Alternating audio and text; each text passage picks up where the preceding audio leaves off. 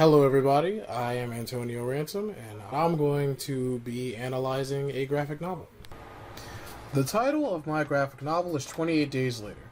The creative team that made this book are Steve Niles, who wrote the book mainly, but was helped by Dennis Calero, Diego Olmos, and Nate Jones.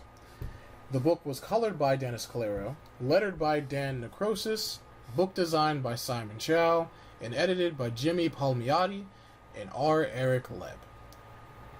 The art for this book was done by Dennis Calero in Stage 1, Diego Olmos and Ken Branch in Stage 2, Nate Jones in Stage 3, and then Dennis Calero again in Stage 4.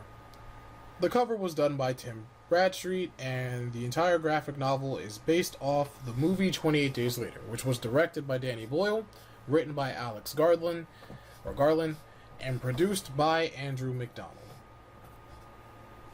The publisher of this graphic novel is HarperCollins. The length of the book happens to be 112 pages, but the actual story is from page 6 to page 97, making the graphic novel actually 91 pages long. The first 4 pages are for crediting the creative team that worked on the story. The 5th page is a table of contents. Page 98 to page 111 is a script for the 3rd act of the book titled Stage 3.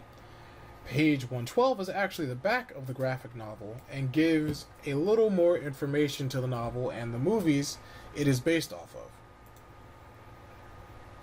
This is considered a graphic novel and is based on the time before the start of the movie 28 Days Later and the bridging point between 28 Days Later and 28 Weeks Later.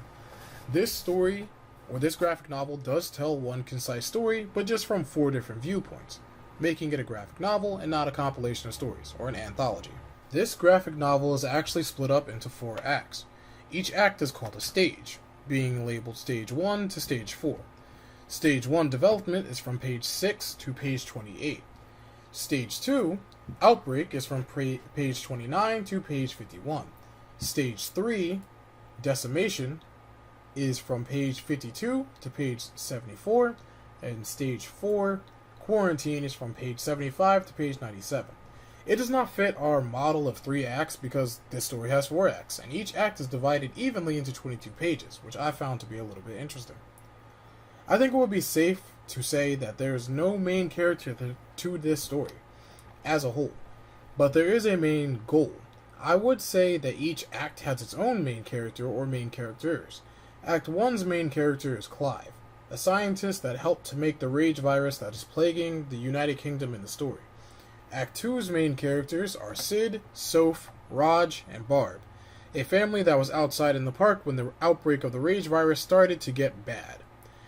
Act 3's main character is Hugh Baker, a survivor who's been killing infected in his neighborhood, and Act 4's main character is Soph, who is now working as an assistant at the quarantine camp. The goal of the story is very simple. In Act 1, the goal is to create a cure for anger. For the rest of the story, everyone just wants to survive and not become infected. The story does have one solid story arc and a clear beginning, middle, and end. The story starts off with the creation of the rage virus. The 2nd act picks up with the beginning of the outbreak. The 3rd act of the story is about a survivor that is protecting his neighborhood once the virus has been out for a month. And the 4th act takes place in a quarantine camp a month and a week into the outbreak. None of the characters in the story have a solid character arc. Clive was never okay with making the rage virus, so him trying to kill himself in Act 1, surviving, and being killed in Act 4 in an attempt to escape the quarantine camp so he can make a cure is all in character. Same goes with Soph, Sid, and Hugh. They just wanted to survive and live the entire story. At the end of Act 4, Soph does murder Clive after he confesses to making the rage virus. However, I find this to be in character, because she killed him because the rage virus killed her family, and she's always been overly emotional over the death of her family members. No real change in any character, really. Well, the transitions were great inside of this book. As you can see with these last 4 pictures, these happen in between each act, which is nice because it lets you know 2 things. It lets you know that you're getting into the next act, and it lets you know how many days it's been since the outbreak has happened, which is good for transitioning from one point in the story to the next. These are located on page 6, 29, 52, and 75. The panel-to-panel transitions are great inside the story as well. As McLeod says in Understanding Comics, the panel-to-panel transition inside of a comic, or a graphic novel in this case, can be broken down into categories. Most of the transitions in this graphic novel fall into the first 4 categories. Action to action, which this is a great example of. We see the monkey jump, and then he bites the man, jumps away, and then the man becomes infected. This is a great example of action to action because we see what happens from moment to moment, the actions here, but we don't really see what happens in between these moments because we don't really need to. This is a good example of moment to moment because we see all the moments here. He's on the phone, this is Clive, on the phone with his ex-wife.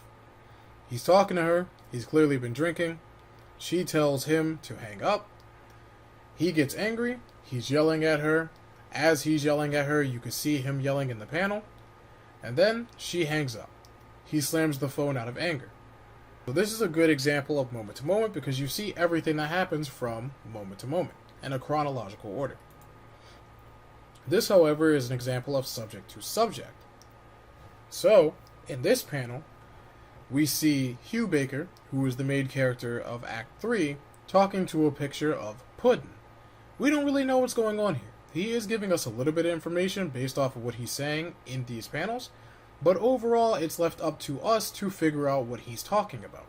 And this is a good example of scene-to-scene transition.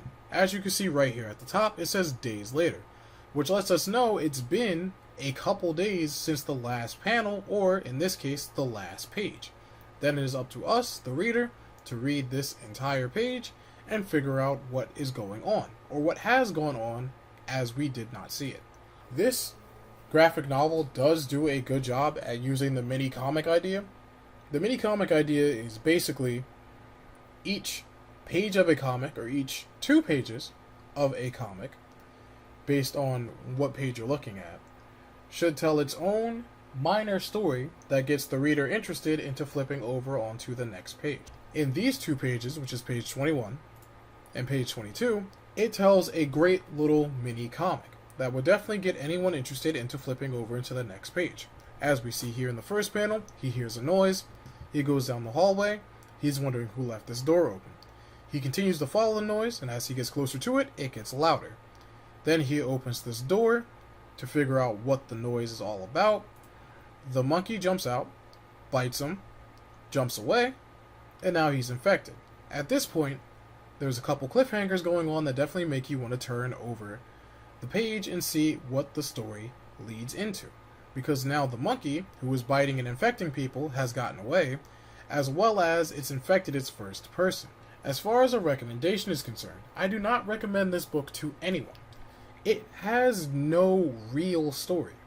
Though all 4 acts do connect and make sense chronologically, this story doesn't really tell you anything you can't learn from watching the movies. All this graphic novel does is establish how the outbreak happened in Act 1 and 2, and then in Act 3 and 4, it just shows you the events in between the movies 28 days later and 28 weeks later. It's just a bridging point. Basically, what I'm trying to say is that it would be easier, much easier, and more satisfying to watch the movies.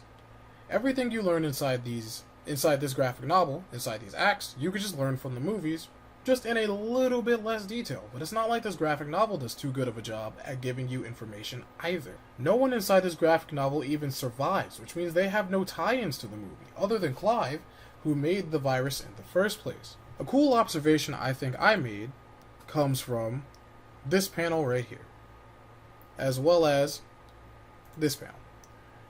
But in this panel, it's much more prevalent. As you can see in these text bubbles, there's no alteration between them and the text bubbles of this man. Now, this is an infected, and this is an uninfected. Inside of the Linda videos, we were taught that it's a good idea to make your text bubbles look different if you're dealing with monsters or something evil. Even inside the movie, all the infected rage people, they snarl, they growl, they make menacing sounds. But here, it appears as if they just talk, or they make sounds like a normal person would make sounds, which isn't necessarily true. So I found that to be interesting.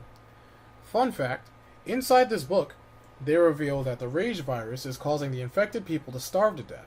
This tidbit of information is said by Sid to Hugh. Sid being this black figure you can't really see here, and Hugh being the guy behind the fence. And this is just one minor part of the story. But this is a major pushing point inside of the second movie of the series, 28 Weeks Later. This is because since they knew that the infected were starving and dying out, they started to try and repopulate the areas of London by making a quarantine zones that basically uninfected people could live in and prosper, start to grow again. Then any infected they came across, they would just either kill or they would just let them starve to death by keeping them away from all the uninfected people. I would say that this graphic novel had a really good combination of art and directional flow from text, this page being one of the prime examples. From here you could see a lot of things that are just really prevalent inside the story, like zombie outbreaks, people being attacked. But what really draws your attention is the second panel and the third portion of the page, which is 3 panels in on itself. Right here you see the son leaping at the windshield and attacking, and then the mom, who we could tell that as the mom because of her position from where the text bubble is coming from, she says, "My baby." Then your eyes are instantly drawn downward because you see him attacking and clawing again. The husband throws it into reverse, the kid flies off. Then as soon as you go to transition into the next panel, you're instantly met with a text bubble. Both parents look sad. Even the older son in the background looks a little bit somber as he has to tell his mom that isn't their brother anymore. Basically, that isn't her son anymore.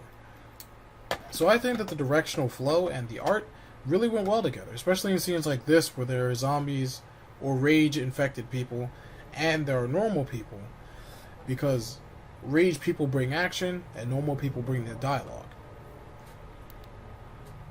Once again, this is Antonio Ransom. Don't read this book. It's really not worth the read. Just go see the movies. I hope you enjoyed my video. I'm a little bit stuffed up. Sorry for the bad video. If I sound a little bit stuffed up, I am. And thanks for watching.